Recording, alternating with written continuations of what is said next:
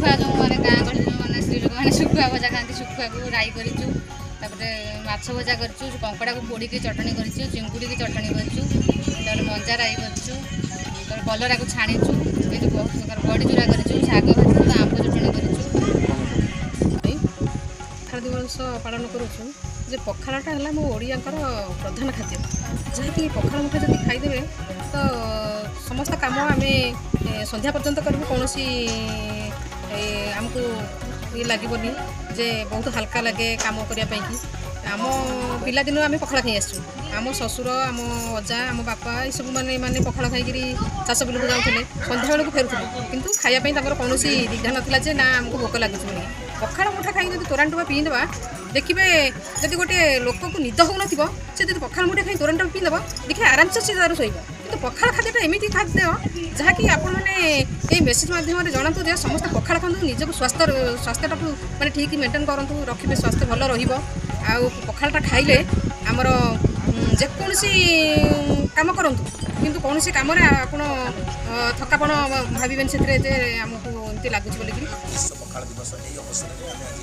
सबुज शाखा और हस्तरंग और संवाद साहित्य हस्तरंग आनुकूल्य आम यहाँ प्राय यही वर्ष को मिसे 4 वर्ष आगे पालन करूँ। आम लक्ष्य हूँ जो परंपरा हजि जाइए जो परंपरा हजि जाइए से पखाल सहित जो विभिन्न प्रकार जो जो आलू चटणी हो कि पोड़ा माछ पोड़ा हो ये जो विभिन्न जो से पुराना परंपरा को बंचेकरी लोकों पाखे पहुँचेवा। आम लक्ष्य हूँ जेहेतु पखाल ए सरकार पाखे स्वीकृत देलानी एवं जीआई टैग होगा गलानी जे ये घरे घरे ये व्यवस्था हो या द्वारा रोग निराकरण सहित आम परंपरा बचो जो ओडिया ऐतिह्य जो बचाई आम चेष्टा करूँ गोटे छोटिया मध्यम आम लक्ष्य हूँ या समस्ते घरे घरे व्यवहार करते पखाल एवं निरोगी देखुँ से एबार पिला माने जो लैक्टोजेन मैगी पैगी एगुड़ाक सब व्यवहार कर आम कि पिला बेले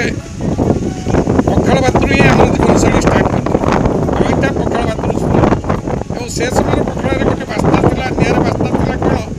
चंपा भूतिया गोलाउंडी कि ये जो धान देशी धान जोटा आम प्रस्तुत करा चाउल तार गोटे स्मेल अलग प्रकार आसला माटी हांडी से प्रस्तुत होता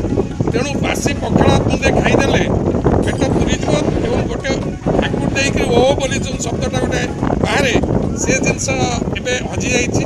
तेणु पुराना परंपरा को मन रखापी एवं सत्याना रामनाथ सिंह ये जो प्रयास से प्रकृत धन्यवाद पात्र और आश्चर्य कथा से गाँ गंडार बारी घर प्रत्येक जिनसर सत् उपयोग कर विशेषकर कदली भंडा ठार आरंभ कर कदली मजा पर्यंत कखारू फूल ठार आरंभ कर भेजी बैगण पर्यंत